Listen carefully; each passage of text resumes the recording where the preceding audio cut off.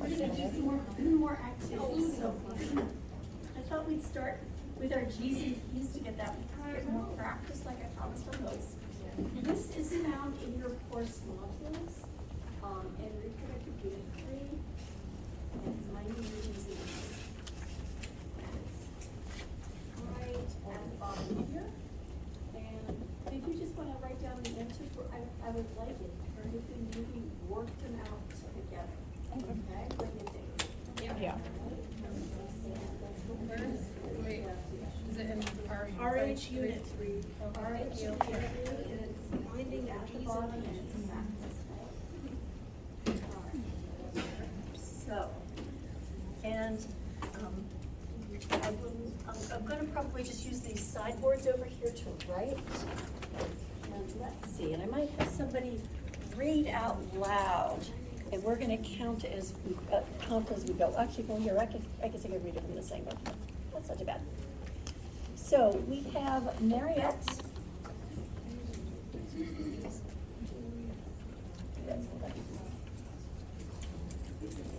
Okay. Marriott is presenting for a new OB exam. First pregnancy resulted in a miscarriage at 14 weeks. Second pregnancy resulted in a vaginal birth after a 2-day induction at 34 weeks for severe preeclampsia. While next pregnancy was uncomplicated vaginal delivery at 41 weeks. So first off, let's just ask ourselves how many pregnancies? 3. 3. So she has a new OB exam today. Pregnant, so it's 4. So it's 4. Yeah. Yep. Yep. G4. She's a G4. How many, if we were just going to do one number for parity, how many births has she had? 2. That's right, 2. She's a G4P2. Or if I were going to do the longer 4 numbers, and that's term, preterm, abortions, and living children, I would call her a G4P. How many term deliveries has she had? 1, the 41 weeker, right? How about preterm? 1, the 34 week. Abortion or early pregnancy loss? 1, right? And how many living children? 2. I would tell you, so did you see how different these numbers are? G4P2 versus G4P1112.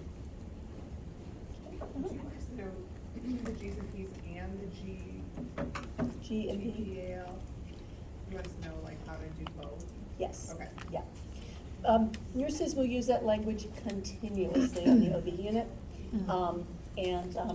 And so yeah. So this is just number of deliveries, and this is the longer system that includes early pregnancy losses and lets you divide out term versus preterm, and if the children are living. If we write it as GTPAL, if the numbers below it or something like that, does that work for you? Or do you want it like G4P And just do the series of numbers, yeah. I kind of want you to get used to that because that's what people will say to you. Yeah. Mm-hmm. What is the T mean? I'm sorry. Term birth. So baby made it to at least 37 weeks. Mm-hmm. Yeah, gestation. All right. So our next patient is Donna. Donna presenting for a GYN visit. So we would presume if they're GYN visit that they're not currently pregnant until, right? 1 child delivered at 36 weeks by primary cesarean section and 1 molar pregnancy. Molar pregnancy is a type of early pregnancy loss, and it's related to very serious anomalies, like sometimes like an ovum that's been fertilized by more than 1 sperm, and it's not compatible with life if it's a total molar pregnancy. It is possible to have a partial mole in the placenta also, and to have an okay fetus. But anyway, so realize that 1 molar pregnancy is generally an early pregnancy loss. Okay, and that ended with a D&C at 12 weeks gestation. Her child is alive and well, so she is a G2, right? And a P1. Or She is a GP.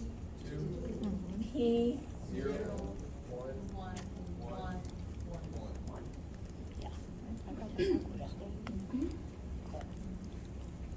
Okay, and so next we have Navinia, who's presenting for, So this is either or, like when you have two different GPs up there and. you will hear both, So like you might get report, like you might hear something from the chargers like, oh, she's a G3P0 for, with early labor or labor induction. And then you might look in the chart and find out that she's a G3P0020 or something like that. So you would then, if you were giving report to your, so you're gonna do an S-bar with your instructor every shift. And so I would use the 4 numbers. I would use the 4 numbers. But you're gonna hear G and P by them, with just the number of births too. Yeah, you're gonna hear both. So just one more time. T is term, P preterm, A abortions, L living. Yeah, that's great. Yeah. Yep. All right, so Navinia is presenting for a new OB exam. She has 1 set of twins, Bingham and Benham, who were delivered by primary cesarean at 38 weeks and no other pregnancies. Both children are alive and well. What is her obstetrical index? How many pregnancies? 2. 1 twin gestation and her current one. How many deliveries has she had? 1. 2. She delivered 2 babies. She had 2 deliveries. I think one time. Yeah. There is one doctor at Prof who likes to do it the opposite way, by the way, just to make things interesting. But he's well liked.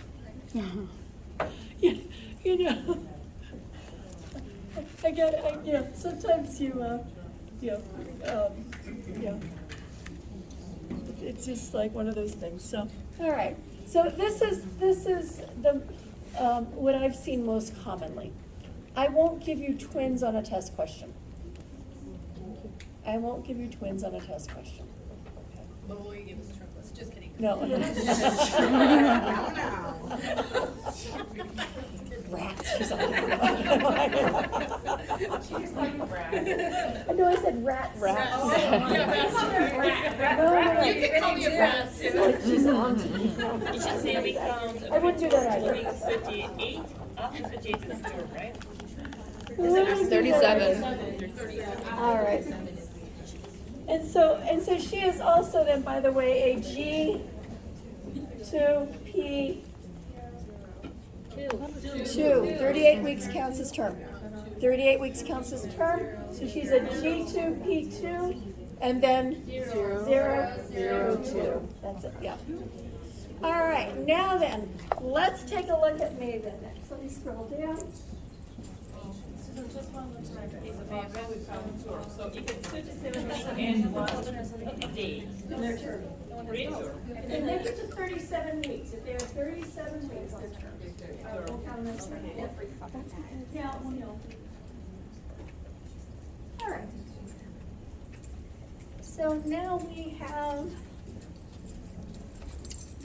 Maven. So Maven is presenting for repeat pap smear in the GYN clinic. Has 2 children, 1 delivered vaginally at 39 weeks and second delivered at 42 weeks. Both are alive and well. So she is a G2, P2, and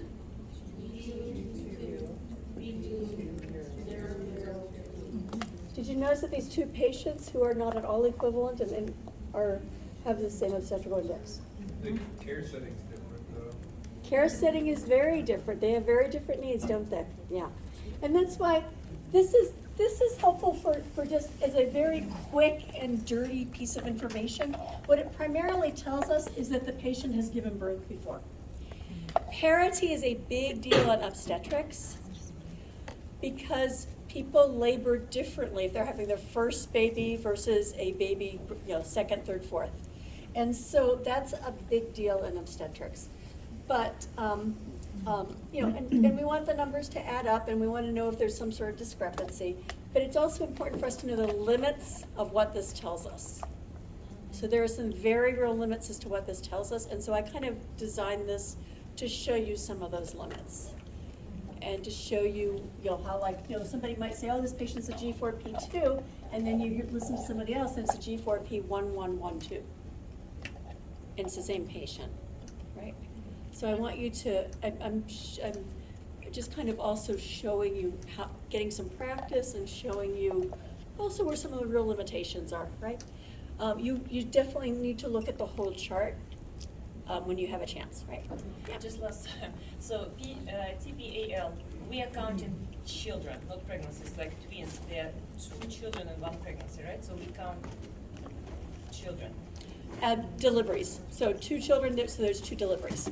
Yeah, so T will be 2 because of 2 kids, right? Right, so, yeah, that was this. Term, term will be 2 because of 2 kids. Yeah, 2, yeah, 2. And so, yeah, okay. Let's do our last one. Petunia, presenting for a post-SAB exam and family planning prescription. She's had 1 elective termination at 8 weeks, 1 child delivered at 40 weeks, as well as a recent SAB at 12 weeks. So assuming that the post-SAB exam goes with the recent SAB at 12 weeks, she is what? G3. G3, yep. P1. Or a G3, right? P1.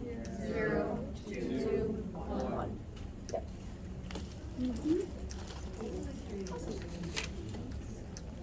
Cool. And if it doesn't add up or if it sounds funny, look in the chart and figure it out. Oh. Look in the chart and figure it out. And sometimes when there's discrepancies, I mean, there are times when a nurse might have to go in and talk to a patient and say, hey, I was just checking something in your chart, and I just want to make sure I have it right. How many times have you been pregnant so far, including your current pregnancy? Tell me about your first pregnancy, tell me about the second one, tell me about if you need to clarify something, because occasionally there have been discrepancies. And so you want to make sure that you have a good solid history. All right, cool. All right, let's talk. So one of the aspects of that history for the prenatal visit is what are the G's and P's, right? You might have noticed that that's a part of the chart. It's in there. So we've done our history. We've looked at risk factors. We've looked at labs. We've had an initial talk on genetics. If you'd like me to show you, that might be a good idea next. To show you a little bit on, this is the brief genetics guide that I made for students with a summary information. Course Point, the Ricci book, has a good summary table. And I created this before then and then updated it.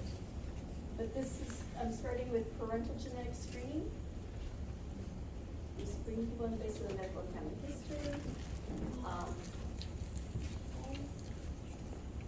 And then testing, parental serum testing to determine genetic carrier status, hemoglobin status, and then gestational parent testing is done first, and then paternal parental testing,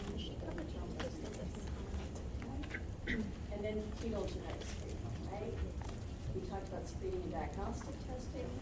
We talked about screening telling us about risks, right? We talked about serum tests, ultrasound measures like the legal translucency that are referred to as genetic markers. We looked at the idea that there are risk statistics from each marker that are tested. They're used to calculate an overall level of risk. And these are commonly reported as odds ratios. They are calculated for us and sent to us in a report. By the way, do nurses ever give information from reports like this to patients? Once the provider signs it off, they often hand it off to a nurse to notify the patient. Sometimes patients will call and speak to the triage nurse to get results. It has to be reviewed by the provider first, but yes, we do. Yes, we do. So that's why I'm going through it. I've also seen situations where on labor and delivery, someone opened the chart and saw something and misunderstood it and thought that the baby had a heart defect that they really didn't have. So the ability to read the chart and understand prenatal care so that you don't accidentally misunderstand something is important. So for example, in that particular situation, the baby had something called echogenic cardiac foci. What does that mean? A bright spot on the heart under ultrasound. I'm sorry, where is this document? It's in RH module, unit 3, RH unit 3, Okay, what's the title? brief genetics. Thank you. Yeah. And so, yeah, sometimes we have to explain this to people. I dislike the term high risk. For example, a risk of 1 out of 150 would be an indication that the patient should be offered invasive testing like amnio or CVS, right? Is 1 out of 150 high risk? Some people will say yes and some people will say no. What's high risk to you, right? It's different people. It's 1 chance out of 150. That means, yeah. So that's, see what I do. I give the numbers. This means with a pregnancy, with the features and the lab work that your pregnancy has, if we take 150, 1 of the babies would have this condition. And so, when we have this level of risk, we we don't know whose baby would have that. We have to offer the more diagnostic testing. It's your choice whether or not to go to the next step. It's also, by the way, helpful for patients to know in advance that this is what screening tests are for. Sometimes patients don't know that. Sometimes patients are really anxious in pregnancy. They're maybe anxious pregnant. Yeah. Sometimes people are looking for the test to reassure them.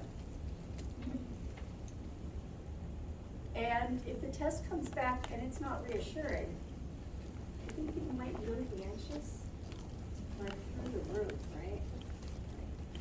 Most of the babies that have positive screens actually have a negative amnio. It's considered bad form in medicine in our country, philosophically, to miss a diagnosis. And there is overlap between normal and between any given marker of pregnancies that are normal and pregnancies that are not. There's overlap.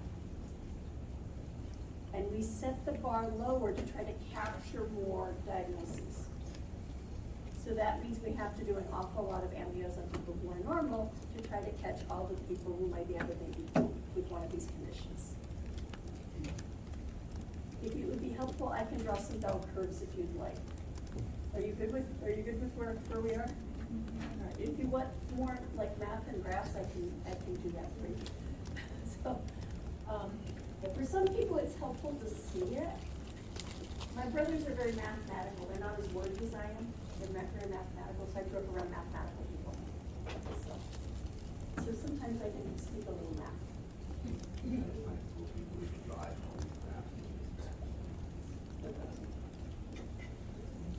So, all right. So odds ratios. Screening that shows an increased level of risk leads to a referral for more conclusive and invasive diagnostic testing. Okay. Most patients with positive screens have normal fetuses. Screens, by the way, never come as positive. It's an odds ratio. It's always an odds ratio. So I put that in quotation marks.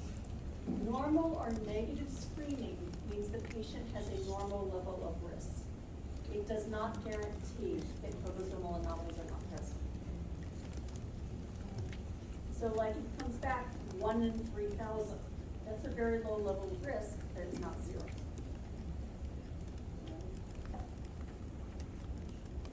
So if you're explaining it to the patient, you could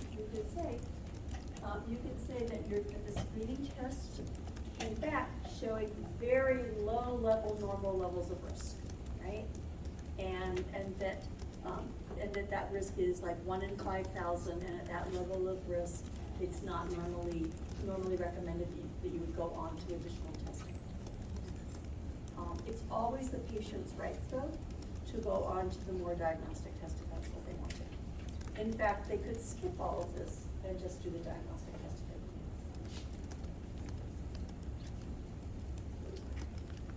want. Determines the immune risk profile, any type of combined marker screen, and the cell-free fetal DNA test. And diagnostic testing.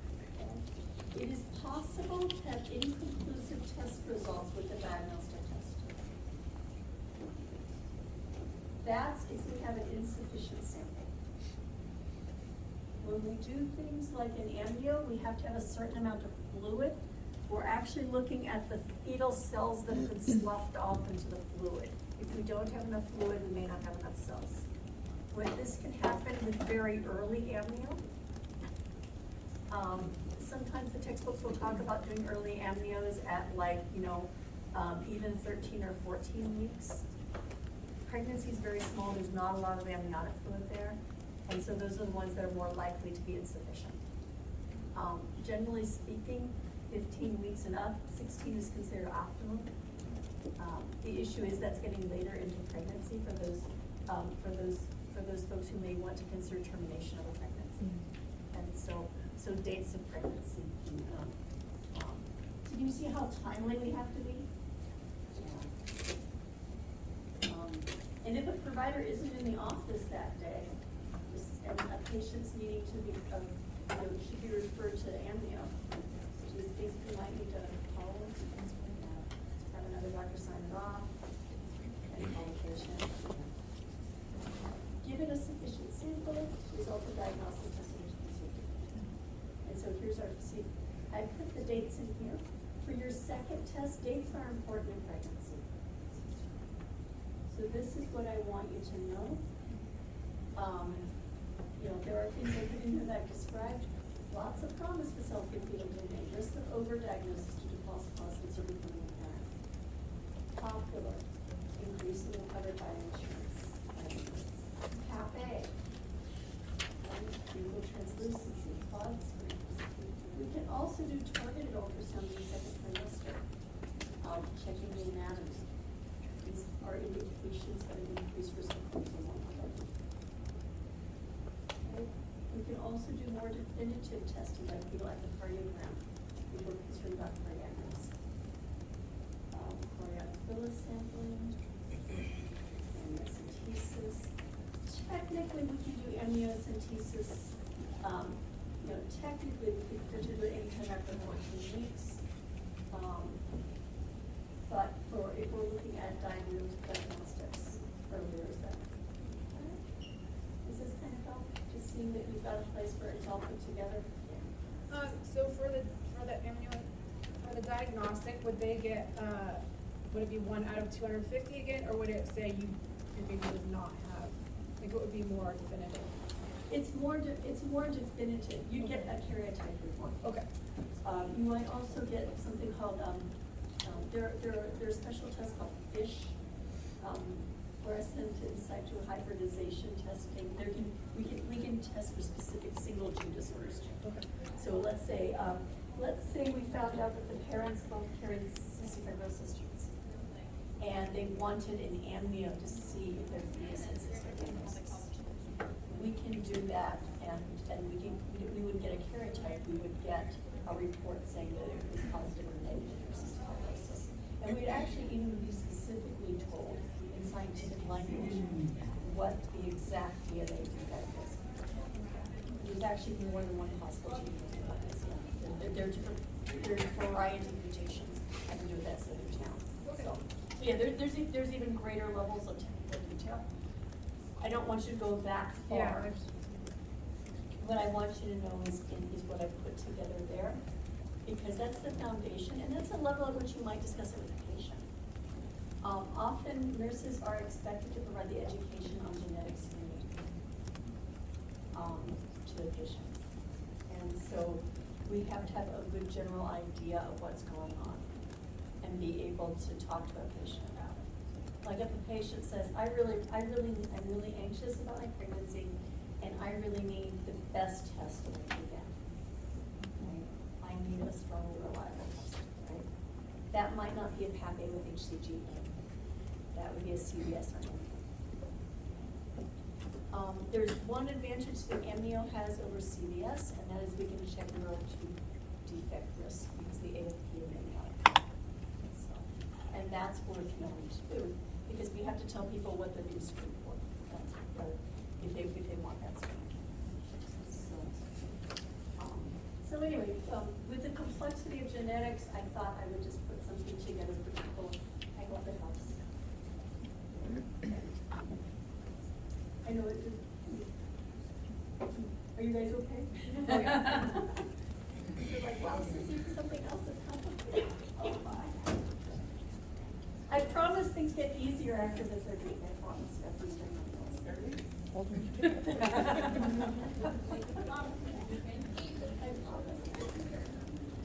And then by around week 7, it all starts to fit together and it makes sense. And everybody's like, oh, it's okay. All right. So we've talked about genetics among our lab work. Let's talk about due dates. Let's talk about due dates. You might be asked, it might be one of the routine things that you write down, one of the routine things you consider to calculate a due date. And in fact, Houston criteria actually explicitly mentions that a nurse should be able to calculate a due date. And in fact, there are health, over at DSHS, they have in the past hired a nurse to be able to run pregnancy tests, provide contraceptives if the patient is negative, or calculate due dates so that people can get set up for state insurance for prenatal care. And so there are nurses who do this, calculate due dates. Me? Yeah, you can Oh, raise your hand. scratching my head. Okay. All right, so let's talk about how to calculate a due date. You take the first day of the last normal menstrual period, whatever date that was. You add 7 days and subtract 3 months. You also should adjust the year if needed, right? This is based on a 28-day cycle. If the patient typically has longer cycles, you might need to add days. How many? Depends on the patient's cycle. So let's work this out. Let's do an example. Let's do an example. So let's see, today is April 13th, right? Yes. Okay. So let's say that somebody right now is having the first day of their last normal menstrual period. Okay, so we have April 13, 22. Let's say they have a 28-day cycle. We're going to add 7 days and subtract 3 months. That's going to give us January 20th. Do I need to adjust the year? Yes. This would be their due date plus or minus 2 weeks. That's the margin of error. Yeah, and that's for 28-day cycle. Now let's say they had a 30-day cycle. 30 days is 2 days longer than 28, right? So I'd have to add another 2 days. They would be then due January 22nd, 23, if I were to 30-day cycle. I would adjust that by 2 days. So that's just like the rule of thumb, and then depending on the day cycle, you add or subtract to Yes. the due date. Yeah. And if somebody says to me, hey, my period's about every month, I just go with the basic Nagel's rule, I don't adjust. Okay? I probably, 30 days is not too terribly much of a significant difference, right? But, yeah. All right, does that make sense? add 7 days, subtract 3 months. What if it's irregular, Just here. say, one really short, like 21 days, the other one really long, 35? It would, I would note that it was irregular, and then we would consider this to be unreliable. We would consider this unreliable. We would certainly, if we were doing a report to the provider, to say, okay, I got your new OB patient ready. She reports that she has really irregular menses. Our best, here's our best approximation. That's why we It's give not. plus minus 2 weeks, that's actually for that. No, no, no. It's always considered plus or minus 2 weeks. Yeah. Yeah, Erica.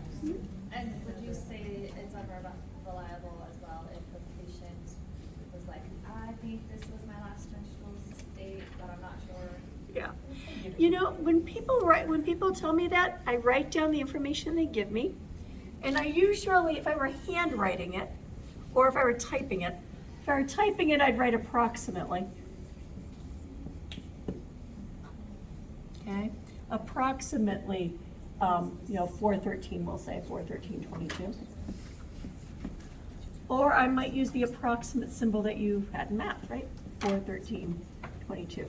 Because then it lets us know that we're not really sure, Sometimes if my patient says middle of April, middle of April, I'll write that down, whatever my patient tells me, and then I'm going to approximate from there. And then my due date is approximately January 20th, 23. The provider will undoubtedly order an ultrasound to check to get another parameter, because this is not reliable enough. Okay. So this is not reliable enough. So on your second test, would this be a good thing to know?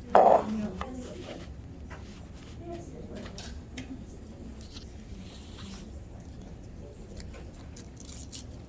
So let me show you something else too. There is something called a gestational wheel. And let me show you a wheel. I know. This is called a gestational wheel. And so we can take the first day of the last period, this is really high tech. We can use bits of paper or plastic and spin it around with 40 weeks, right? This is a gestational wheel. And we can play that, right? Let me know what it is. This is an online version. And historically, we've had these for a long time, right? And the due date, they come up with January 18th, plus 1. Okay? And so this is first day last week. They put probable day of conception, and then we have some different ones with the different things on the wheel. Put different additional things on the wheel, like the length of the fetus or embryo, the weight, the estimated weight. You see how much weight picks up? As you go through pregnancy, weight picks up. Some of them will indicate when you can do things like, we'll have little reminders to providers like prenatal sampling, early amnio, amniocentesis, probable date of delivery, I think there's something silly, like only 6% of people actually deliver on the due date, by the way. They are not written on some, not written on. So give or take a couple weeks, that's true. And there are other versions of these, I'll pass around a few. Here's another one.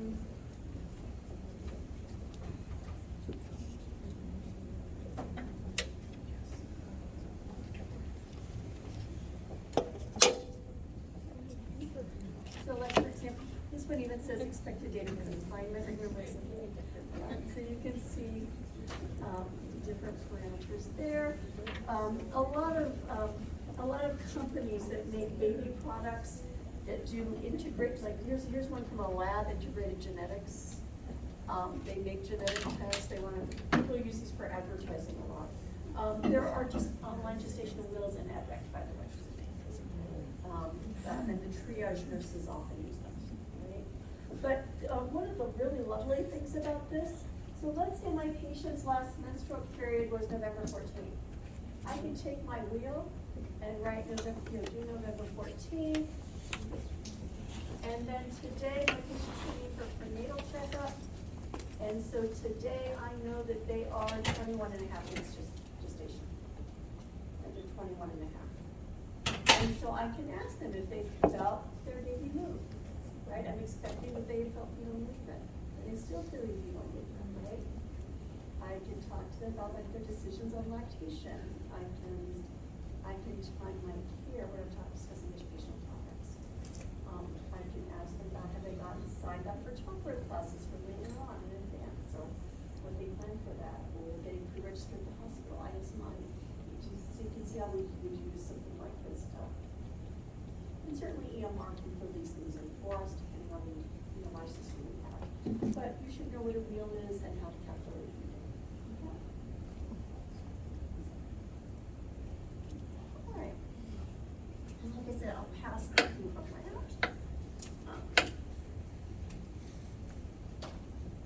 So we'll this side. Here, pass back, for people to look at, and some here. Yeah. And so there are a bunch of those. Yeah, go ahead, Judy. So when I was pregnant, they gave me like my due date, and then when they did the ultrasound, they said that I must have been a late ovulator. Does that mean she was smaller than they anticipated from the ultrasound? Like she would have been small, like they would have expected, if I was a late ovulator, they would have thought that I got pregnant later than they thought? Yes. Okay, Yeah. and that was just, but they're just basing that on size in the ultrasound, so she could have just been dinky, like they don't know. Well, and this is helpful to know. It depends on the gestational age in terms of variation. So in terms of quality of ultrasound, that's a really good point.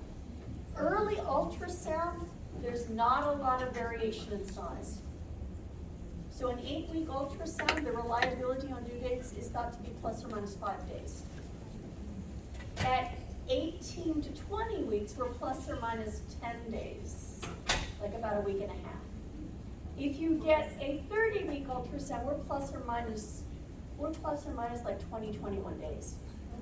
So the later the pregnancy, the greater chance there is for genetic variation to play a role in the size of the fetus. But very early, not so much. Yeah. So early ultrasounds are best for dating criteria. Here's another good thing to know. We should never ever revise the due date on a late ultrasound. The earliest one is most accurate. The earliest ultrasound is most accurate. Unless you have something like IVF, or somebody who is meticulous enough to do basal body temperature charting or something like that. The earliest ultrasound. So they felt pretty confident when they saw that then. Yeah. If it's early, if it's sufficiently early. If it's a late ultrasound, not so much. So if my patient starts prenatal care at 36 weeks, and doesn't know when their period was, do I have a good due date? No, there's no way for me to get one either. The ultrasound's plus or minus 14 days. Plus or minus about 3 weeks in. Yeah. There's also the opportunity, by the way, for conditions like diabetes or hypertension to influence the size of the baby. Hypertension's going to reduce perfusion of the placenta, and then that's going to potentially cause growth restriction. And so there's that too. There could be maternal conditions that influence the size of the fetus. Because you're right, it's based on size. All right, interventions. Let's talk about education. Preparation for testing and procedures. Things like HIV, potentially ultrasound, whatever happens at that particular clinic. Genetic testing, hemoglobin electrophoresis. Avoidance of teratogens. So avoidance of teratogens is relevant in the GYN setting when we're trying to prepare people for pregnancy and preconception, and it remains relevant now. Right? Listeria, okay, it's one of the organisms that can cause miscarriages. Toxoplasmosis, they can be in cat boxes, right? So, we also want to help people cope with their discomforts, right? That's always really important.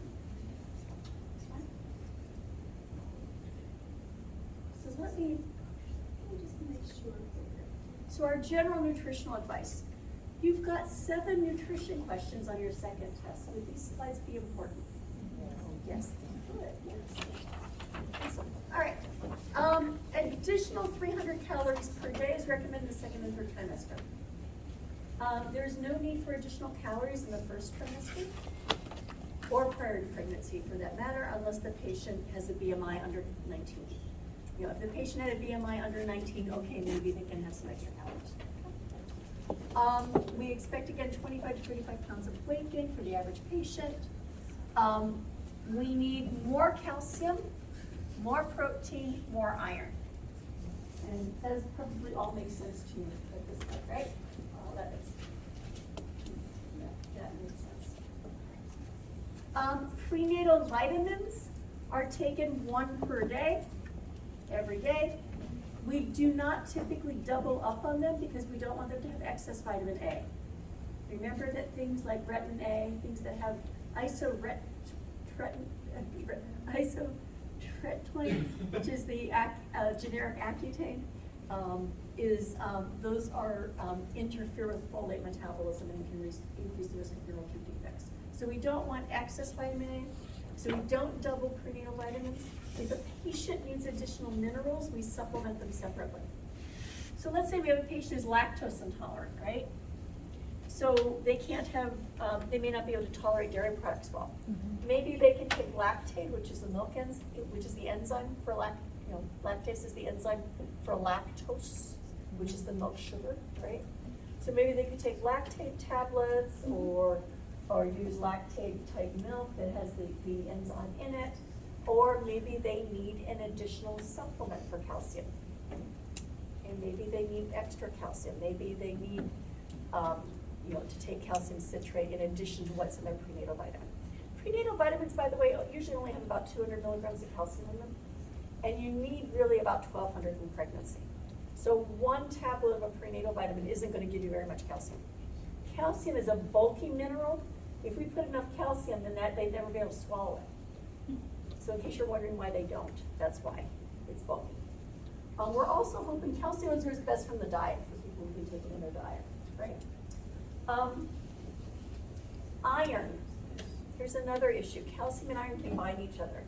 So iron that's in prenatal vitamins, it might be a little less available because of the calcium. And so when people are iron deficient and have iron deficiency anemia, they may need additional supplementation. Okay? And we'll talk about that too. So additional iron supplementation on top of prenatal vitamins is pretty common. Yeah. On the calcium, if they're drinking like plant milk that's fortified, does that give them the same amount of calcium, or does it not function differently? Not quite. Okay. And some of them, I looked at them, I think at some point last year, and I wasn't seeing quite the same levels of calcium. I'll take a look at some, I'll see if I can bring up some, after break, I'll take a look and see if I can see for some labels. Okay. The leading ingredients for some of the nut-based milks and stuff is water and corn syrup. Yeah. And so, so people are not getting really quite the same thing. So yeah, unfortunately, right? And so that might be, I would suggest supplementing calcium at that point, if that's and then some people are allergic to dairy products too, right? Right? And so, and by the way, I'm not really worried about the fetus getting enough calcium. They're gonna get it from the mother's bloodstream. It's the drain on her bones I'm worried about. It's her long-term risk of osteoporosis. And so it's her long-term health care decades later that I'm thinking about. I'm not worried about the fetus, right? May consider an additional omega-3 supplement. There are some omega-3s that have been, omega-3 fatty acids that have been combined in prenatal vitamins. There are a variety of prenatal vitamin supplements. Omega-3s do support neurologic development in fetuses. And so DHA, EPA are the specific fatty acids that we're talking about. However, people don't actually need these if they eat fish twice a week. If you can eat fish twice a week, that's all you need. Doesn't have to be the expensive stuff. In fact, the cheap tuna is safer. So like tuna fish is fine. One can of tuna a week and you got it covered. So, all right. Choline that is found in eggs is considered potentially helpful. There is no national recommendation on choline, but the egg industry is talking an awful lot about it anyway. So just be aware that some patients might prefer that. Supplemental iron is common. And so those are common dietary supplements in pregnancy. Basics for iron deficiency anemia. Was that one of our exemplars in our nutrition class? It just might be, yep. So iron supplements as ordered by the provider. Okay? They are purchasable over the counter. These are over-the-counter supplements, right? Education for the patient who is iron deficient. It just so happens that the easiest way to get iron in your diet is not change your diet, just use a cast iron pan. That's one of my little Susie tips, is what free tips.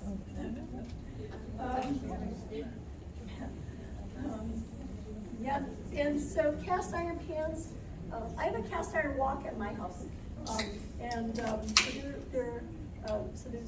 there's a variety of cast iron pans. Is that super heavy? Yeah. Cast iron wok? Yeah, It's really heavy. yeah, cast iron pans are really That's heavy. huge. Yeah, and not the enameled ones, the ones that are Actual cast iron. actually cast iron, they're not covered in enamel, not the fancy ones, not La Creuset or any of those, but because the enamel keeps the iron from interacting with the food, you're actually kind of eating a lot. Don't put tomato sauce in a cast iron pan. It will taste like you are eating iron. I tried it out of curiosity once and said, yeah, you should do that. Anyway, so nothing too acidic. Like I wouldn't do hot and sour soup because it would be acidity from the vinegar would make the soup taste too much like iron. So, but otherwise, so cast iron pans are one thing to do, right? A sip of juice or citrus with the iron supplement. Vitamin C helps iron absorb. And by the way, if you take vitamin C with calcium, it also helps calcium absorb. So vitamin C will help the iron absorb. Avoid taking dairy or calcium with the iron supplement. So if a patient needs both, they should take them at separate times of the day. High iron foods. Red meats, including game meat, are high in iron. Venison is very high in iron. I remember finding out that one of my anemic patients that her husband was a hunter, and because he's had me casually mention it to me, and my eyes lit up, and I was like, venison, that would really help. And he looks at me and she goes, she won't eat my game. It was like, oh. But anyway, but that is some things that will help. Okay. Organ meats are very high in iron. Things like liver. Okay. Shrimp and shellfish are high in iron. Dried fruits, legumes, or beans. So like lentil soup is high in iron. Baked beans are high in iron. They're also high in iron because actually molasses has iron in it too. So if you have baked beans that is made with molasses, that is high in iron. Okay. And what it really is, by the way, is they dry them on racks that are iron. And so you pick up some iron from the racks is what I use. Prune juice is made from dried plums, right? Prune juice is also great for constipation, right? That's a nice high fiber prune. Okay, baked beans I mentioned. Whole grains are high in iron. Dark leafy greens are high in iron. And by dark leafy greens, I'm not talking romaine or cucumbers. I'm talking spinach, kale, collards. Okay. I once had a friend who got confused on dark leafy vegetables and cucumbers. And told me she couldn't have cucumbers. It's like, no, my cucumbers are okay. It's the other stuff. All right. So in terms of avoidance of listeria, dairy products should be pasteurized. Cheeses, yogurts, dairy products should be pasteurized. So things like queso fresco might be a concern. Certain soft cheeses like brie, is it Camembert? I have to confess, I'm not a cheese eater. I don't eat much cheese. So, but the soft cheeses specifically that are often not pasteurized, right? So all dairy products should be pasteurized. Also, deli meat should be heated thoroughly. It ends up that there have been outbreaks and listeria on deli meats. So things like salami, bologna, things like that. They should be heated thoroughly to prevent listeria. Periodically, by the way, there have been listeria on raw vegetables like melons, and there was a big outbreak of listeria on romaine once. Yeah. I have a question. Are you allowed to eat like an over easy egg It's considered not to. or over medium? No. So you want it all the way Scrambled. through? Yeah, all the way through. Hard boiled, scrambled. Everything should be cooked thoroughly, including red meat. Sushi, everything should be cooked thoroughly, also to avoid parasites and things like that are possible. Fish should be 2 servings per week. And it's like 2 servings is ideal for the amount of fatty acids that are desirable. We don't want more than that though, because of mercury and PCBs, right? Also, big fish, for those people who are fisher people. Bluefin tuna, marlin, mackerel, swordfish, shark. The bigger you are on the food chain, the more you've eaten little fish, and the mercury and PCBs concentrates. That's why I said the cheap tuna is safer and best. They're smaller tuna. So the cheap tuna is better than like the albacore, than the fancier one. So, in terms of safety and pregnancy, right?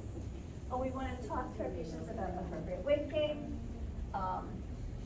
Being sensitive to what their needs might be.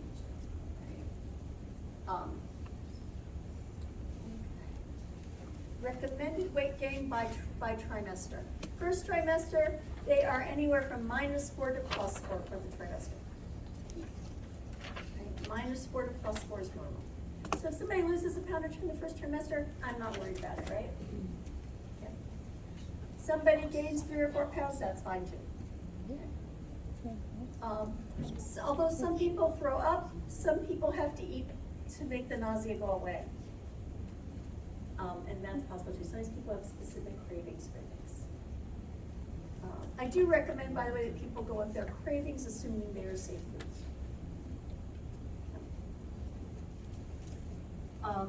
Second trimester, we expect 1/2 pound to 1 pound per week. Totaling 10 pounds for the whole trimester. And then third trimester, another 1/2 pound to 1 pound a week, totaling 10 pounds for the trimester. This is this is kind of a bandwidth thing, right? It's kind of a bandwidth thing. So you might notice this doesn't exactly add up to 25 to 35, does it? Right? So sometimes people might gain a little more 1 week, a little less another, right? Yeah. And I'm anticipating what they will gain from a whole pregnancy. So let's say I have a patient who is 20 weeks pregnant, right? First trimester, -4 +4. And then they've got about roughly 1/2 pound to 1 pound a week for the following 8 weeks. So if the patient has gained 12 pounds, that's about appropriate, right? Does that sound okay? Yeah. And if they gain 14, I'm not worried about it, or 15, or if it was really 10, somewhere in there, right? They've got another 20 weeks to go, right? I'm gauging their weight gain by where they are gestational. It's approximate, right? If a patient had gained, let's say, 25 pounds at 20 weeks, would that be more than you would expect? Yes. If they've gained 2 pounds at 20 weeks, would that be less than you'd expect? Yes. So, and we're scaling it to their gestational age. My plate is relevant for pregnancy. If someone is in the first trimester, we expect them to maintain the same balance, right? So that would be 6 ounces of grains, 2.5 cups of veggies, 2 cups of fruit, 3 cups of a dairy product, milk, meat or beans, 5.5 ounces. And then second trimester, for the remainder of the pregnancy, really, 2 more ounces of grain and another 1/2 cup of veggies and 1 ounce more of a protein. That's what the difference is. It's 300 calories, right? 2 more ounces of grains. Remember serving size. There are bagels that are like, 3-4 ounces, right? So 1 bagel is not necessarily 1 serving, it could be 3 or 4. A box of spaghetti, that's 16 ounces, that's 16 servings. So, just to give you an idea of the serving sizes and what they are. All right, we need a break now. Yeah. Let's come back at 5 to finish up this. Just a few more slides here. Before we can start working on it. I do want to answer a couple of questions that came up in the question box. Is that okay? Okay. So, first off is, what about breast GYN disorders, chapters 5 to 8 for the test? Yes, those are on there. That's part of the GYN. That was also in the GYN PowerPoint. Say again, what? Okay. Someone wrote a note that says, what about breast GYN disorders, chapters 5 to 8 for the test? Yes, that is included on the first test. And then the content that remains relevant moves forward. Like if a patient came in for an OB visit and hadn't had a pap smear in 10 years or something, we would do one on the first OB visit, right?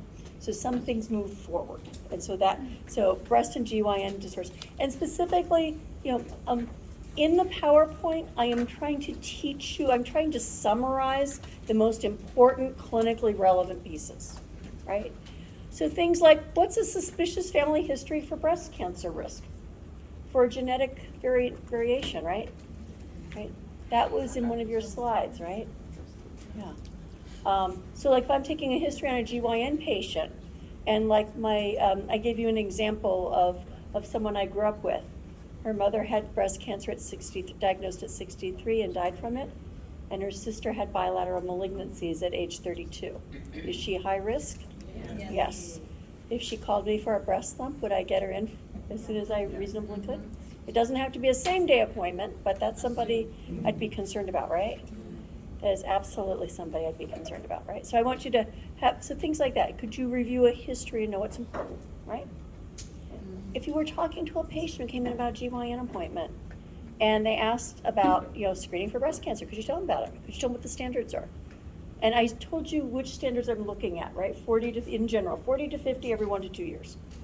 ACS and U.S. Preventive Services Task Force, they're a little different from each other, right? But do you generally have an idea, that we would do that, right? Do you know what the general health screening labs are for somebody coming in for reproductive health care, right? We mentioned that, somebody like our patient Brenda should have overall health screening labs done, right? Especially things like fasting blood glucose, lipids. Other tests might be done based on the practice. They might decide to do thyroid function testing, liver function testing. They might do other things, renal testing, just as a general health screen, right? But there are other things that we would be looking for too for the general health of the patient, right? You know about gonorrhea and chlamydia. You could, if a patient called you with a problem or asked you about vaginitis, right? You've got Susie's Guide for Differentiating Vaginitis there. You've got in your module. So make sure to look through those module materials too, right? If you had an adolescent in the clinic, you would know that they are okay to have confidential care for contraceptives. Does that make sense? Does all that sound, does all sound familiar? Yeah. So you know more than you think you know. Yeah, okay. Is RH negative dominant or recessive? It's recessive. You have to have it, generally from both parents. However, remember, somebody can be a heterozygote, right?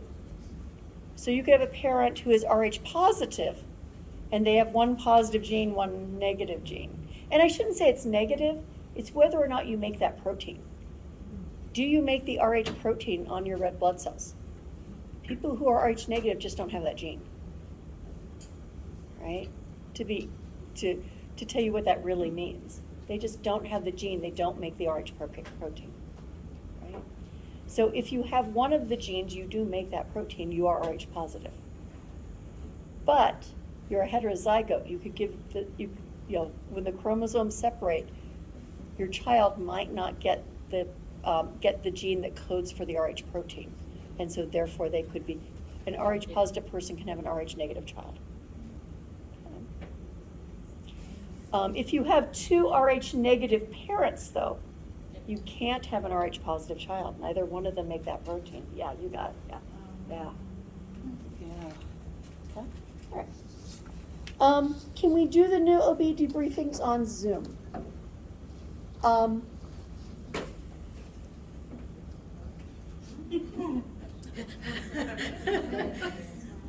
Maybe, no?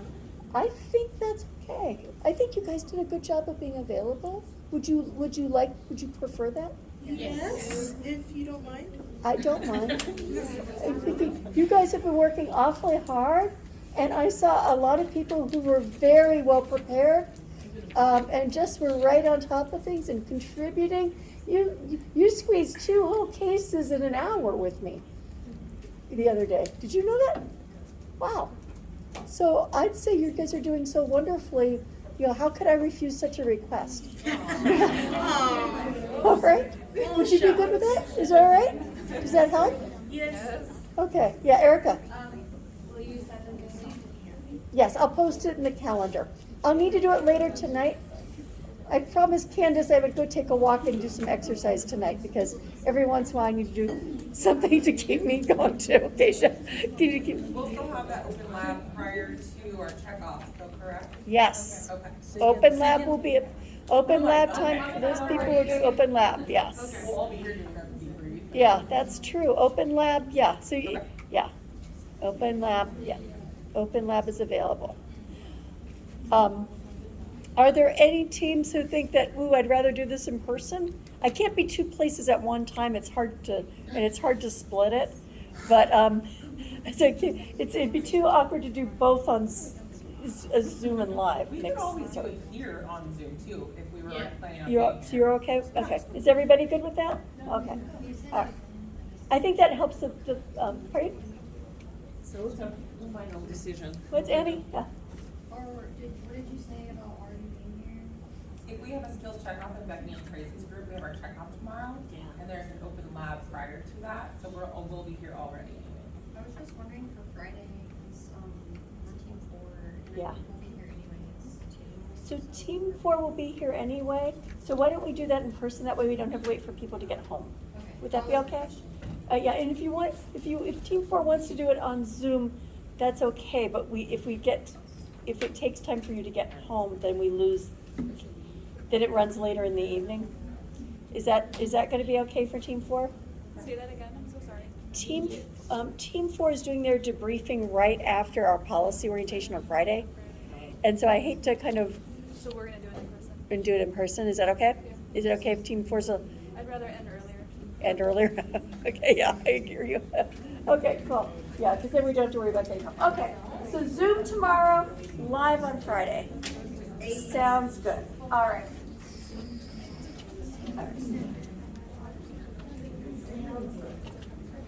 All right, let's finish up this piece.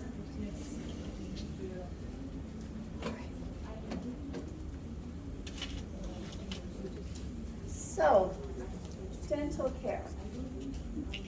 If the patient is having dental symptoms, has periodontal disease, has abscesses, they should get dental. Sometimes OBGYN offices, including triage nurses, get calls from dentists. Dentists are afraid of working on pregnant people because they're afraid to be blamed if the baby has a birth defect. I have literally had to fax notes to dentists saying, this poor patient has an abscess. I literally had to talk to dentists on the phone saying, she needs to eat while she's pregnant, please treat her abscess. And sometimes I really have to kind of like reflect it back and say, so that they realize, oh, wait a minute. This is not just my fear of liability, this is the care of a human being who needs to eat. For her own sake, right? For the patient's own sake, you know? Anyway, so be aware of that as well. And sometimes you'll hear notes from a provider. Hey, Dr. So-and-so, we've got this, so-and-so, the dentist. They want to know if it's okay if they give the patient ampicillin. You're okay with that, right? Here, let's give you a note to sign so we can fax it to the dentist. Seriously. Why would a dentist be worried at all about causing harm to the fetus? I don't get it. Tetracycline causes permanent staining and hypoplasia of the dental enamel. There are medications that can be harmful in pregnancy, and dentists have prescriptive authority to prescribe medications. And so they're afraid that they would be blamed if something goes wrong. There are many medical providers who are just kind of afraid of obstetrics because they're concerned that they'll get sued somehow, that they would be somehow held responsible. There are really actually some very specific, anybody can sue anybody for anything, but whether or not let's just, anybody can sue anybody for anything. But people would have to have some conclusive proof. There has to be an association, right? Penicillins are safe in pregnancy. We give them all the time in pregnancy, right? But I've literally had to do that. I have to give a note to patients to be treated who had things like dental abscess. And so they're afraid that somebody's gonna blame them and somehow that they're gonna make it stick. And people are going to have proof, in the medical literature that ampicillin caused this impact, right? And so some people are more or less fearful of liability. Life is not a risk-free adventure, and not everybody is, some fields have more inherent risk than others. I really recommend that people titrate their tolerance for risk with the areas they go into, right? Not everybody, nursing has lots of options, by the way, lots of options. And we need all kinds of nurses. And we need all kinds of healthcare providers, right? I have a friend who's a nurse therapist who works for group health and does therapy, right? She hasn't probably changed a dressing in 40 years. That's okay. She's an awesome therapist, right? She shared with me some of her techniques in working with patients, actually. But people have different interests and things that motivate them and things they care about. And I do think that you should follow that, right? And if something's not for you, then something's not for you. And that's okay, right? And so anyway, so maybe that person is just in a higher risk area than they want to be in, right? But denying care to a pregnant person who has an abscess, not cool. Sometimes too, though, I think it comes from their education, because I know Keisha and I can probably, being in the massage industry, when they're in school, they will teach them, you do not want to touch a pregnant woman, with a 10-foot pole, right? And then when they come to me, then they're like, I don't want to do any pregnant people massage, right? And I'll be like, listen, if people spontaneously aborted when you touch them, nobody would have babies. But they learned it in school, and so a lot of times too, I think maybe providers or whatever, they get the information, they just kind of believe it without really thinking about the rationality of treating an abscess and really not gonna cause that. But it is mostly from just the concern about that they'll just have that and blame it on you if you happen to be the person that touched them before that happened. Right. And the consequence, and just think about the consequences, and isn't that just inhumane to let someone suffer with an infectious condition that can be treated? That's just inhumane. That is cruel. And so, and there are times when, as a nurse, and also as a nurse midwife, when I have had to find someone help, where I've gotten on the phone myself because they were turned down a few times, and they're like, I don't know what to do or where to go. And when I've gotten on the phone and said, okay, let me start calling the people I know. Will you take this patient? I have this patient. So, yeah, all right. Vision care I want to mention. People do tend to become more edematous in pregnancy. That can actually very subtly occurs in the eye. And it can very slightly change the angle of curvature of the lens.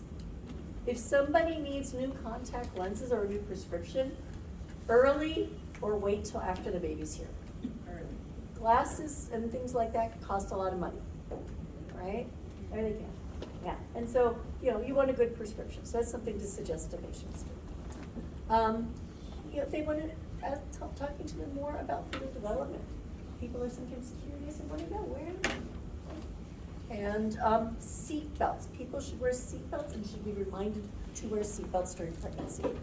Motor vehicle accidents remain the leading cause of death in the age ranges in which people are pregnant. Sometimes people are afraid that the seatbelt will cause them harm in pregnancy.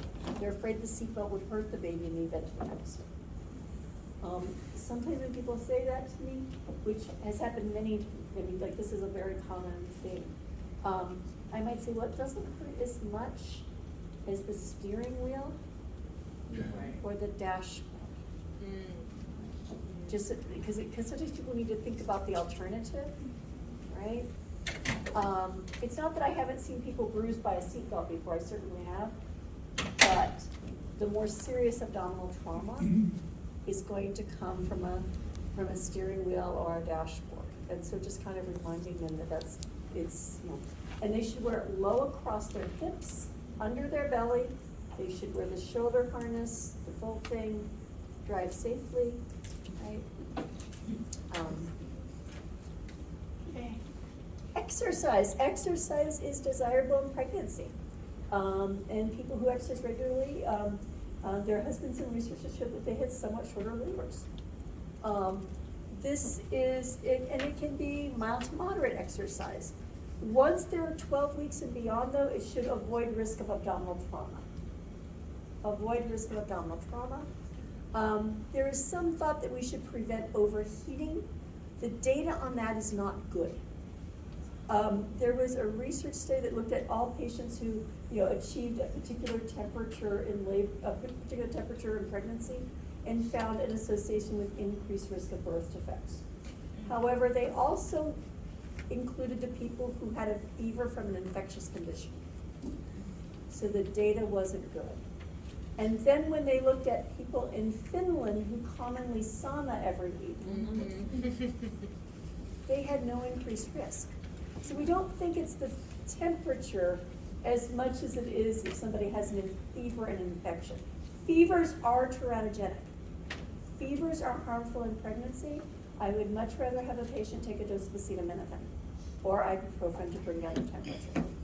They should not take either drug regularly, but if somebody has the flu and has a fever, bring down that temperature. That's safer for the pregnancy. So exercise, and a good recommendation is not to get, like a talk test. Can you talk when you're doing it, right? If you were previously pretty sedentary, you don't want to jump into training for a triathlon. That would be a recipe for getting an injury, right? So, but walking every day, take a walk every day or every other day and build up gradually, right? So exercise, and again, exercise that avoids abdominal trauma. So hockey might not be the thing. Kickboxing might not be the thing, right? Okay. Swimming is good. Oh, those are good. They need to know about their genetic screening options and that they have choices. We should screen our patients for interpersonal violence, and that is also very important as well. It's thought that for a third of patients, the relationship stays about the same. A third, violence can get worse, and a third, it gets better. So be aware that interpersonal violence is a concern for us, and that the first prenatal visit is an appropriate time to screen a patient.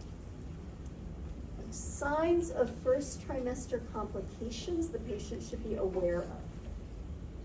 Always, always, always warning signs. Patients should be educated so they can advocate for themselves. If we are triaging a patient, we are triaging them for those warning signs. This is a part of their safety, right? Vaginal bleeding, right? Could be an ectopic, a miscarriage, we don't know, right? Pelvic pain, unusual pelvic pain. People will often have some groin pain that's not unusual, but unusual pelvic pain, especially like cramping. Dysuria, pain with urination, because then we're worried about UTI. Frequency, that's normal. Dysuria, not. Fever, I want to know. Do you want to know where the infection is too? Is it just a cold or flu? Is it something else, right? That needs additional treatment. So people can get pneumonia when they're pregnant, right? People can have COVID when they're pregnant. First trimester risks and conditions. We mentioned miscarriage, spontaneous abortion, ectopic pregnancy. This is an ectopic pregnancy. You can see that got to be about a centimeter, and this is a necrotic fallopian tube. This person lost their fallopian tube. Okay. So this is one of the reasons why, you know, if somebody's bleeding, unusual pain referred to the shoulder, we're concerned about that. That's one thing we would screen for when we are triaging, right? Molar pregnancy. Molar pregnancy will also, typically when people have molar pregnancy, they often have a very dark, thin bleeding. It's diagnosed on ultrasound. The placenta looks like a cluster of grapes. It doesn't look normal when there's molar pregnancies. In very rare cases, molar pregnancies can also be something called, or can be develop into something called choriocarcinoma. There are some that have enough genetic mutations to actually be something called choriocarcinoma. And the cancer is of the placental tissue. It's not a cancer that arose in the patient's own body, but came from the pregnancy. DNC is curative 95% of the time. The other 5% chemotherapy is also used. Common discomforts like nausea, fatigue, breast tenderness, exposure to teratogens. We're worried about organogenesis and preventing birth defects. Our usual plan for scheduled visits is to see the patient every 4 weeks until 28 weeks, every 2 weeks till 30, and then every 2 weeks till 36, then every week until 40, and then about every 3 days from 40 to 41 for fetal surveillance, because the placenta is getting older, okay? And so that's the usual plan. Now, some people are getting into telemedicine and virtual care. So this is an example of what is considered to be appropriate virtual or hybrid prenatal care. Office visits, you can see there's a lot more office visits than virtual visits. Yeah. And so first appointment, history of physical exam, 20 weeks, they review their ultrasound. Oh, and let's go, and then 28 weeks, glucose test for blood sugar levels, blood work, 32 weeks, 36 weeks, they'll do a GBS test. And then they'll continue to see the patient, and then postpartum exam after delivery. So the visits that could be virtual are at 12 weeks, 16 weeks, 24 to 26 weeks, 30, 34, 1 week postpartum. With virtual visits, patients are sent or are required to buy an automated blood pressure cuff to check their blood pressure. Okay. So they need a blood pressure cuff. Also a type of Doppler device. And they will use the Doppler device while being on camera, like on Zoom or a similar platform, being on an online, and allowing the, either the device will count it for you, or the provider will count it by listening in the virtual appointment. There is, one of the issues, by the way, with virtual care is accessibility, if your insurance will cover the equipment. So there's accessibility there as a consideration. And that's a consideration. Vaccination plan. COVID. COVID increases, so there's an increased risk of COVID positive pregnant patients suffering severe illness, including the need for a ventilator. Okay. The most recent data I had a chance to look at said that pregnancy was more serious of a risk factor than anything else, if a patient had a breakthrough COVID, even if they're vaccinated, for risk of needing a ventilator. Pregnant patients are a little bit immunocompromised. They must tolerate a fetus that is half genetically not theirs. So pregnancy is somewhat immunocompromised situation. They are more vulnerable to flu. If they get flu, they're also more likely to need a ventilator for that. It doesn't mean that every pregnant patient who gets flu gets a ventilator. It's just that more often compared to the general population, they more often need them, so they are more vulnerable. Increases risk of COVID, increases risk of preterm labor and birth. It also doubles or triples the risk of a stillbirth. I think I told you earlier that the anecdotal reports from nurses who are packing up placentas to send them for research is that the placentas are shoddy, like they're falling apart. What I've also read is saying that COVID doesn't cause genetic problems or actual birth defects in the baby. But if your placenta starts to malfunction, is that a problem? Yeah. And that increases the risk of fetal demise. Yeah. There's a pregnant patient who had acquired COVID during their pregnancy. Can you not assess like the health of the placenta during? We can, there is such a thing as placental grading and looking at like Doppler flow studies of the placenta. There's a couple of things there though. We can't fix it. And there's that whole thing about gestational age and survival, right? Right? So we can't fix the placenta if it's happening. We could potentially, if the pregnancy is far enough along and the fetus is really getting into trouble, we can deliver them early. But what's the gestation? How bad is the situation? It's a risk and benefit situation, and it's always an individual consideration, right? If they're 32 weeks, most of those babies are going to survive. If the heart tones are crashing in 32 weeks, then we've got to get the baby out, right? We've got to. But maybe they're not growing so well. Well, we're going to monitor them. We're going to do some things to monitor their pregnancy. But, is it, is it going to be okay? We will monitor, those patients are having ultrasounds weekly to check the growth of the baby, to check the placenta. I want to say also our ability to grade placentas, placental grading, is not very reliable. Ultrasound doesn't do a great job of it. There are Doppler flow studies that are better, but it's not a precise science looking at a placenta to tell how well it's working. Yeah. Are you able to biopsy the placenta during pregnancy? We usually can't beyond the period of time for a chorionic villus sampling. Yeah, we usually can't. But the fetal heart tones, how the fetus is actually doing, and looking at things like amniotic fluid volume, give us our best measures. We'll talk about fetal surveillance when we talk about third trimester care. But those are people who need very careful surveillance. But our only cure if the baby's getting into trouble is to deliver them. We can't fix the placenta. And delivery at some stages of pregnancy is not a great choice, depending on, if you're 22 weeks, that's not a great choice. So you can see why we care so much about COVID and pregnancy.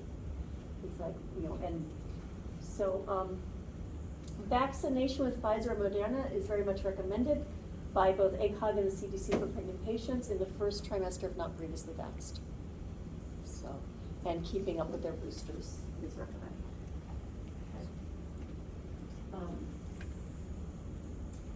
Flu increases risk of respiratory compromise and ventilation during pregnancy. Also increases risk of preterm birth. Vaccine is recommended by the CDC and ACOG during pregnancy, should be the injected killed virus version. Intranasal hasn't been available for a while. at least not in our area. But the intranasal one, if it does come back, is not the one that's recommended. It needs to be the injected killed virus. We avoid live attenuated vaccines in pregnancy. Live attenuated vaccines. So MMR, MMRV, we avoid in pregnancy. It's because of the rare theoretical risk that attenuated viruses, these are live virus vaccines, and these are genetically altered so that they don't cause infection, but that so you become immune to them. But our concern is if they mutate back to the wild type virus, and that's a problem. So, okay. And it may be given in the first trimester if the patient was not previously vaccinated.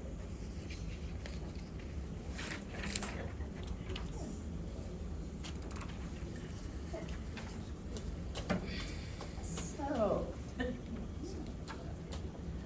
I do want to mention that if a patient starts their prenatal, whenever a patient starts their prenatal care, we consider the gestation, and they might need to make up for previous labs. So let's say I see a patient at 38 weeks for their first visit. They need like everything that would have been done in normal pregnancy. Make a little note that if the patient is 28 weeks or greater, they should also be screened for diabetes. They should also have diabetes screening.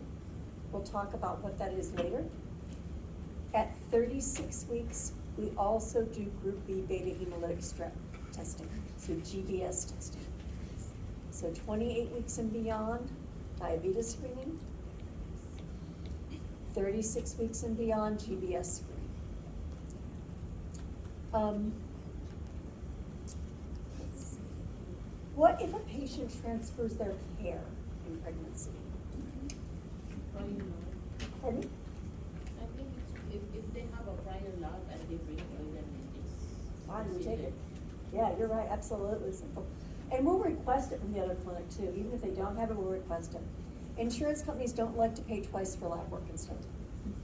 And it's also a hassle for the patient. You know, people don't like to pay extra, stuff like that. So we will get the other reports and stuff. Also for things like ultrasound dating and ultrasound checks and stuff, the later ultrasounds are less reliable too, right? We're gonna get the best data by getting the records from the other clinic. So we do want to get those, yeah, that's. So on the live virus, is the flu and the MMR and the MMRV the only ones that we need to really worry about, or is there somewhere that I can find a list of? See, I think I have a link I can, well, I can post it later. The CDC has a page on vaccines that are recommended in pregnancy. Okay. And I will say, I don't worry too much if somebody got a dose of inappropriate vaccine. The MMR has they've never actually had a case of rubella syndrome from giving somebody an MMR accidentally in pregnancy. But here, I'll give you one of our puzzler cases. I had a patient who called me, I had my midwife hat on at the time, who was very, very upset. She'd been told by her university health service that she needed to abort her pregnancy.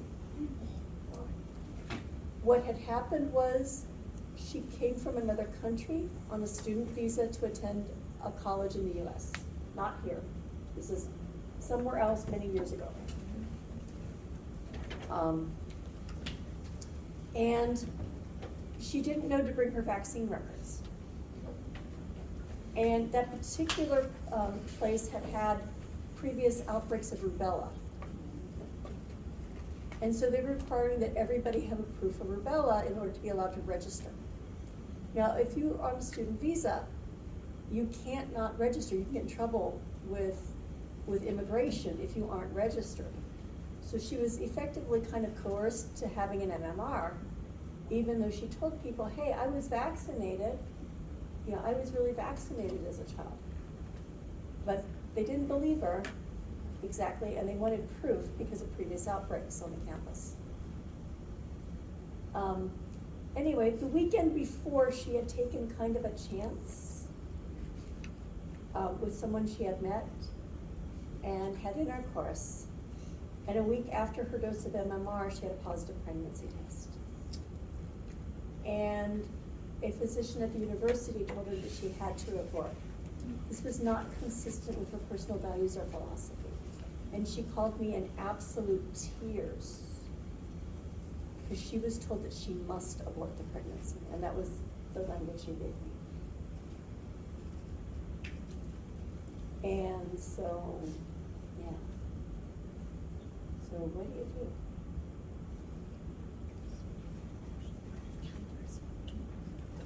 Well, one of the things I did was, I'll tell you what I did. And by the way, this was Friday afternoon. Social work was not available to me. I said, well, you know, we can do an antibody check on your antibody levels to see if you have, because the issue is if the vaccine converts, right? By the way, I started to make a mistake, and I'll tell you where it is after I get there. I'm gonna let this unfold chronologically. And I said, you know, we can check your rubella titer. She wasn't even a patient at our clinic yet, by the way. And I said, how about you come over, and I said, and I started sharing with her the information on the CDC. The CDC says that receiving MMR is not an indication for abortion if the patient would otherwise want to continue with pregnancy. And I shared that with her. I told her that it was a theoretical risk, and I read her literally the information. And she says, can I have a copy of that? I said, sure. Let me check the clinic, I'll get you a copy, no problem. Right. And she comes in, and I'm handing her the copy. I said, wait a minute. You said you were vaccinated. Yeah, you have nothing to worry about. Your own antibodies will protect you. Even if it will convert, she was already vaccinated. She had an 8.5-pound baby boy that I heard.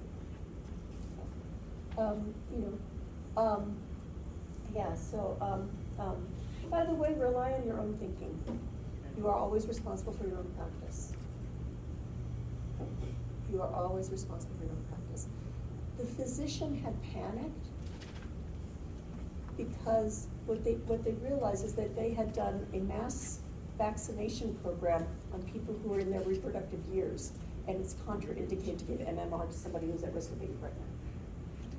They had made a big fat medical mistake, and they didn't, So just remember, do your own thinking. If you're not sure, ask somebody else, right? She was already vaccinated, and that was key. Anybody curious what other countries she came from, and whether or not a place that has better stats than we do? She came from the UK. Yeah. A place where they have a national health service, where vaccines are routine, and she was aware of, and she was aware that she truly had been vaccinated.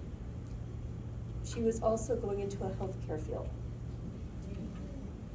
She might have known, right? Who's your patient? Yeah. All right. So why did physician didn't do the titer to see if she was vaccinated or not? The physician panicked and didn't want to be responsible when they realized they had done something that was contraindicated, and they panicked and they didn't. Remember, Shannon teach you that mental pause? Physicians put on their pants one leg at a time too, and they can freak out too. Some of them did not get the mental pause message. I mean, before vaccinating these kids, why they didn't check their blood? Or, You know, I'm just saying. this was a place that sat out, that sat at a station, and they kind of missed the boat on that. They kind of missed the boat. They were so singularly focused. They hadn't broadened their thinking to think about, they wanted to prevent a rubella outbreak, and that's a good thing, right? But they forgot about the other things. They forgot to look at who might be contraindicated. They forgot to look at these other pieces. That's clinical judgment, right? And so somebody missed the boat on clinical judgment. So, all right. let me, you guys want another break? Would you like another break? Okay. All right. I'm going to, everybody take, I'm gonna pass out a worksheet for you, for your case. And I'm going to pass out history books. We're gonna work on your cases next. All right? And maybe I'll explain the cases and then we can do your, oh,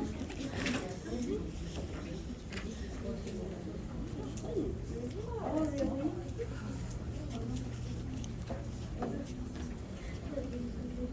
We'll do a break after I explain it then, okay? Okay.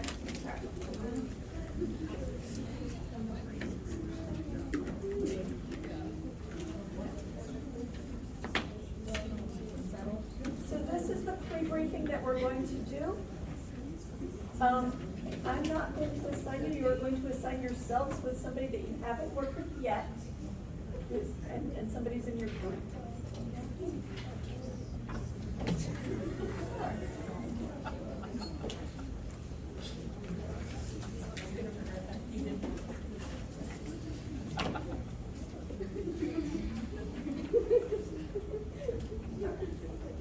Next thing I'm going to hand out.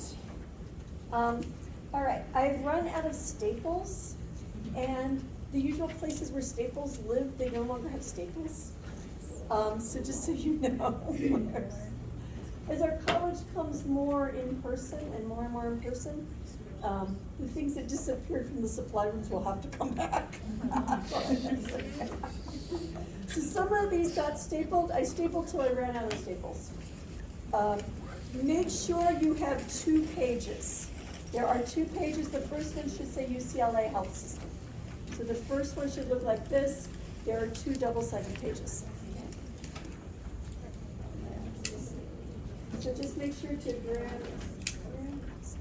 And if there are extras at the end of your row, make sure they go back because there's only enough for each person, for each to have one. Okay. Each person to have one. Well, we need to stay. Yeah. Last 9 staple. Oh, 2.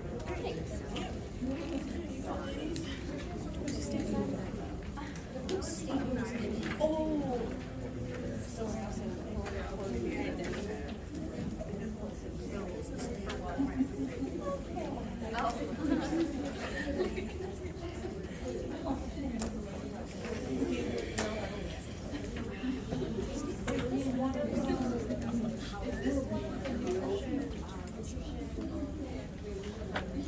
Half of it is and half of it's nursing. Yep. Half of it's nursing, half of it's nursing. So we'll review it. So everybody should have a worksheet and a 2-page history form at this point.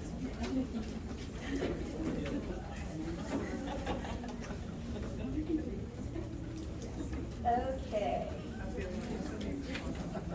Everybody ready to start just reviewing what we're gonna do?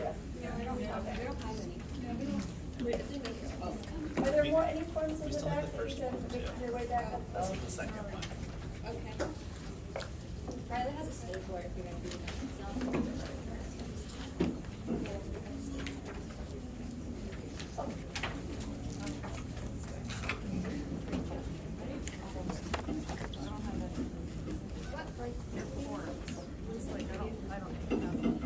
And I just noticed these forms are available online too, I just got.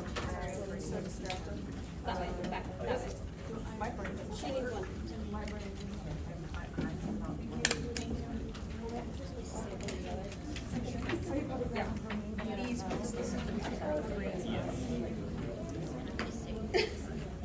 Are you ready? All right. So we're going to practice again our essential nursing skills of client-centered care, including assessment, care, communication, educational interventions. You are going to conduct a new OB patient history. You're going to prioritize a plan of care for the patient based on their assessment and treatment history, provide evidence-based nutritional and educational information, individualize patient care with respect to needs and circumstances during a prenatal care visit. So you've got your PowerPoint that you've done already. We've also looked at the prenatal record and questionnaire. I've given you an alternative OB history form. It was one that you've seen already, actually. It was one of the options for your gynecologic history. We've also reviewed some risk factors you might want to consider even more. We looked at some of the ones that were there's ones in the prenatal record that you can reference. You can cross-reference your references as you work on this, okay? And then common complaints of pregnancy, okay? So you are a nurse working in an ambulatory OBGYN clinic. Part of your position, you gather the intake medical history for new OB patients, perform a 24-hour diet recall so that you can provide individualized nutritional education. A 24-hour diet recall means that you write down, you ask the patient everything they ate and drank for the past 24 hours. You might have to remind them that it includes drinks and water, okay, but everything they ate and drank over a 24-hour period. And basically, it's intended to be a representative. And you can ask them, is this how you normally eat? Is this what's usual for you? Right? Maybe they had a birthday party yesterday and it wasn't. So, but, okay. So, intake history and a 24-hour diet recall. Following your assessment and recognition of the estimated gestational age, you're going to have to guess, estimate, count. Some patients know, some patients don't. I've got 3 scenarios, we're going to mix them up. Okay? Based on their gestational age and the risk factors you've identified, you follow up with appropriate and prioritized perinatal education. Topics can include routine testing, nutritional counseling, relief of discomforts, as well as those that ensure their safety and possibly others. Okay? Once you complete your history and education, the patient will be seen by their provider who will conduct a physical exam and sign off on any orders or needed prescriptions. And so think about the elements of the history that are most important to you. What specific tests do you anticipate? Educational topics are prioritized, discomforts they're experiencing, and nutritional needs. So, I'm going to ask you to choose a member of your clinical team as a case partner. I suggest mixing it up with a different person than you were the other day, just to help, mix things up a little bit, learn from each other. Each person will receive a patient identity to role play, Akila, Melody, or Nina. The nurse will verify the patient ID and conduct the OB history. It should be neatly handwritten. You must ask all the relevant questions. You can change how you ask them. You could just ask them, has anybody in your family been screened for thalassemia A, for example? That'd be fine. The purpose is to continue to practice and build your skills. And then add the 24-hour diet recall, either separately, or maybe if there's a progress note section, or a good place, right? Types in your amounts of drink. For the past 25 days. Based on the history and conversation with the patient, the nurse will then review routine and other appropriate prenatal testing based on the estimated gestational age of the pregnancy with their patient. Address any pregnancy concerns or questions that come up, and provide education on your top priority concerns. Keep it reasonable, keep the conversation to a minimum of 3, maximum of 5 topics, okay? Patient will return to their, respond to your recommendations in keeping with their character. You'll want a few minutes to read over your characters. I want you to ham it up, have fun. Have fun. Just have fun. Makes it more memorable when you have fun. And as your nurse, you are going to work, you're going to do your best to work with that patient and their needs. To work with them therapeutically. The nurse is going to wrap up the conversation by stating that the physician, nurse midwife, or midwife will see the patient next, and you'll pass on any concerns that the provider might need to address. And then you can switch roles. And then attend your debrief. And bring your history and worksheet with you. You'll have those completed to facilitate participation. We'll do a plus delta. We'll ask them like yesterday. How did this feel? what went well.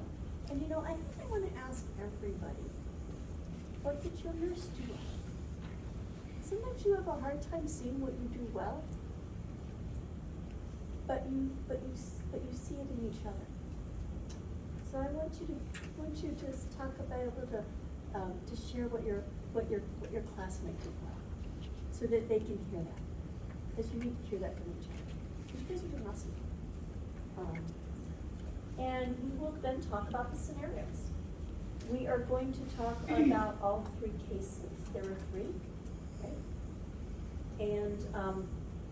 And everybody will get at least 2 of them. I will publish all 3 of them. You can use the 3rd one that you don't do as a practice later on. I want you to update an image of the first prenatal record form. Let's just make this all due on next Tuesday. Does that sound good after your first test? Would that be okay? And then your new OB assignment, and that includes nutrition. So let me change to camera for nutrition. So all of it is due Tuesday? The nutrition as well? Yeah. Thank you. Is that okay? Yeah, no, Yeah. that's wonderful. Okay, cool. You know, we ask you guys to be flexible. There's sometimes things that I have to do at certain times. Like, you know, but there are some things, you know, we ask you to be flexible, we need to be flexible too sometimes, so. This is, no. So, all right. All right. So this is your worksheet, and this is also what I want you to turn in. I have not converted this to a quiz. So, put your name in, circle your patient's name, and then this client has the following serious risk factors. Clarification, a risk factor is something the patient actually has that places them at risk. It is not the same as the risk. Risk factors are not the same as the risk itself. So for example, my father was a type 2 diabetic. My last fasting blood glucose was 78. Fasting 70 is pretty good, isn't it? Yeah. Yeah. So do I have type 2 diabetes? No. What's my risk factor? My family history.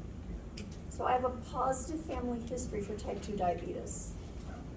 The risk is that I will get type 2 diabetes. I might not though, right?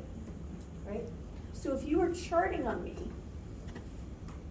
on the list of problems, you write family history, right, of diabetes.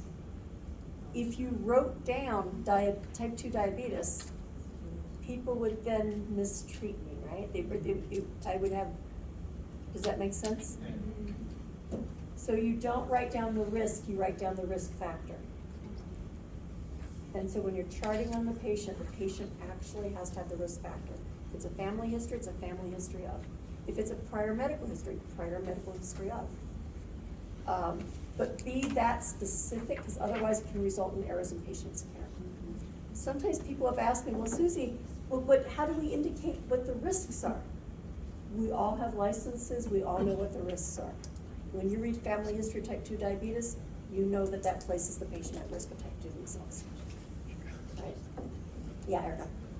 So you're saying that this new OB worksheet is due on Tuesday, the 19th? Yeah. In the, I'm gonna change it. in nutrition. Yeah, I can fix it, Jim. Yeah, no worries, yep.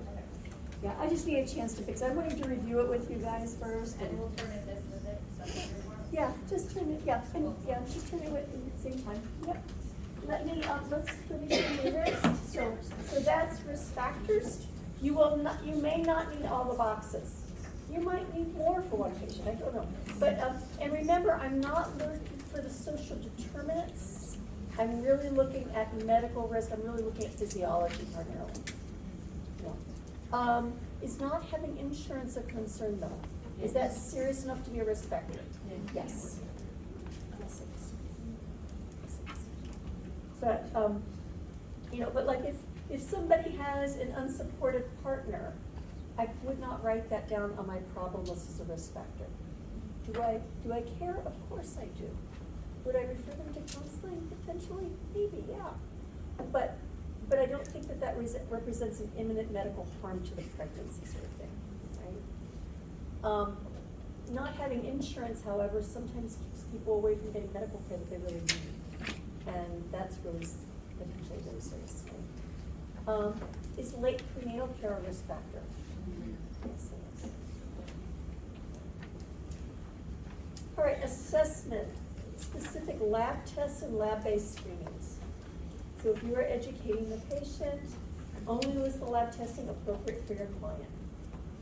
You may only need a couple of these boxes, or you might need 15 of these boxes. Different patients have different needs. Again, if a patient is transferring care, they may have had a lot of stuff done already. So many of you will not need all the boxes. Interventions.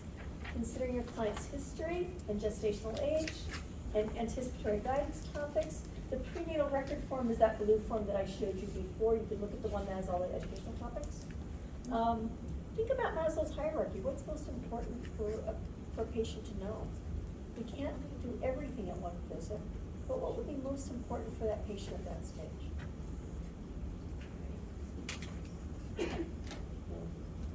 What's most important? What's most important? What are your top 5 priorities that you would pick for that patient? And then put your name on the back of this. This is the new OB one. If you could put that in the nutrition grade book under antepartum case, that will help you. Where to put? Under your nutrition course. So this side goes in the nutrition course, this side goes in your nursing course. Oh, you told me. Yeah, in the page. Yep. Again, circle the patient's name, which when I'm scoring 40 of these makes a difference actually. So do circle or highlight, circle or highlight patient's name. I do have this posted electronically for those of you who prefer to do this electronically. It is okay to do it electronically. But since we were live today, I wanted to give you a paper to write up to. List the patient's estimated gestational age in weeks. You can estimate it based on the information you have from the client. Calculate your patient's pre-pregnant BMI. You will need to ask them their weight before they got pregnant, and their weight now, and their height. They know those things. Those are put in the patient cases. Okay? Calculate your client's weight gain in pounds, or loss for that matter, during pregnancy. And based on the gestational age, their weight gain has been which one? Expected, less than expected, more than expected. And then dietary recommendations. Circle the word dietary. These all should be diet-based recommendations. Okay? What can I recommend to help them address their discomfort? 2 recommendations to help with discomforts, and 2 to promote health and safety. And they all need to be nutritionally related. Supplements count as nutritionally related information. We have 2 hours to debrief these, so we can go into detail on all 3 cases and to help kind of unpack this more. But think about some of the things you might do and think about and explore, right? What I would like you to do is to do your history today and then take it home and think about it for the other pieces. Or, until you can talk about it with your classmates together, it's okay to think about this together, okay? You are, of course, responsible for your own document to turn in. But you can also brainstorm together too. Are there other ideas? I don't mind, brainstorm. And that's what we're doing when we debrief too, right? We're kind of brainstorming what can we do in this section, what can we use. And we're doing that together. All right. Does that help bring together a bunch of different things? Yes. Bring together a bunch of different pieces. All right, now I need to give you your cases. I printed those. Okay, if you are in team 5, raise your hand. I'm going to randomly assign you now. by handing you something in writing. I'm gonna do team 5 first because they got to be.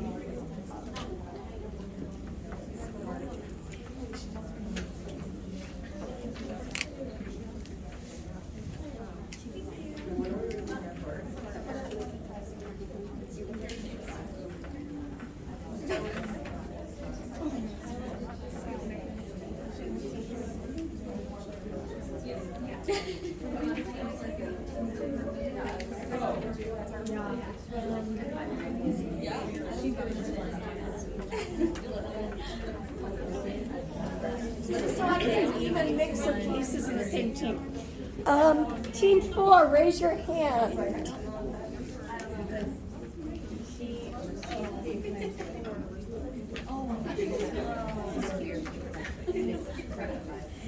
Confirm, and I'm so sorry, this is redundant. It said on the original, the nutrition assignment was Saturday, do Tuesday.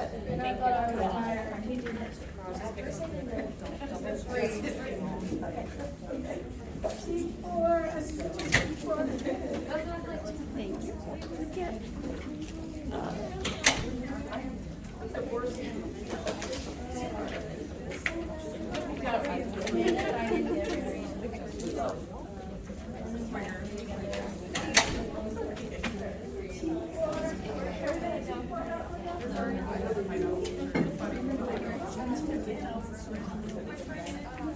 Oh my god. Alright. Try to match up with somebody who has a different case than you do too, by the way. But we have different cases. Team 3. Team 3, okay.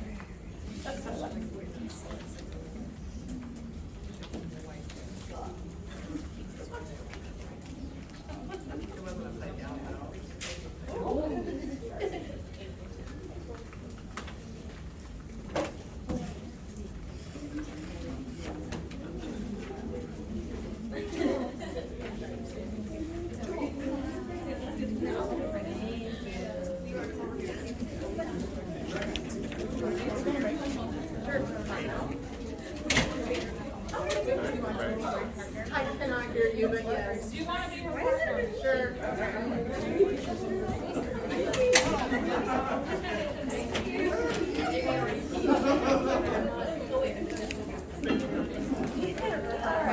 So, and then, team 2?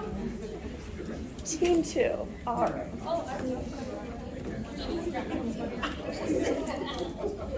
Team 2.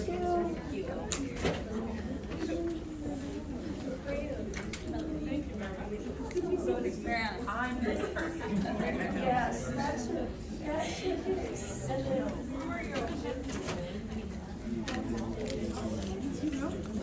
Yeah, we're meant to be. all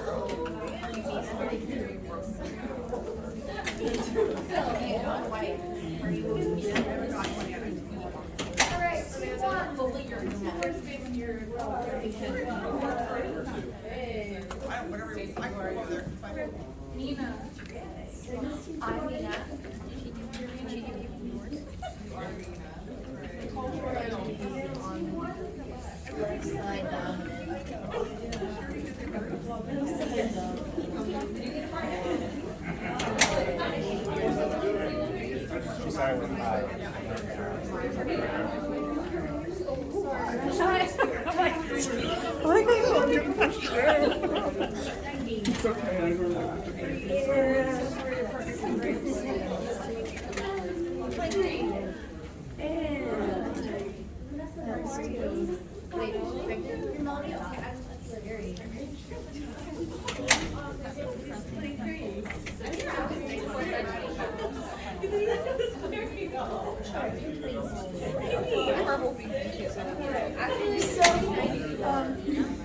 All right, the remainder of the time today is for you to work on this. You can take a break, review your cases, pair up with somebody in the same team who has a different patient. So that way you get a different patient. And any questions? Does this make sense? Okay, so you've got a history to do. The history form I gave you was the UCLA form because I think it's a little more straightforward and organized compared to the one